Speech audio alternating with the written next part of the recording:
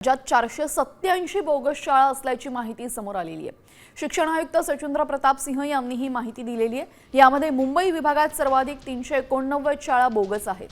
धक्कादायक बाब म्हणजे एकूण 487 शाळांपैकी केवळ 76 शाळा बंद झाल्या असून केवळ 16 शाळांकडून दंड वसूल केला जाणार आहे। बोगस शाळांविरुद्ध मोहीम तीव्र करण्याचे आदेश देण्यात आलेत। पालकांच्या सोयीसाठी अशा शाळांची यादी आता वर्षातून दोनदा प्रसिद्ध केली जाणार असून कारवाईचा वेग वाढवण्यात येणार आहे।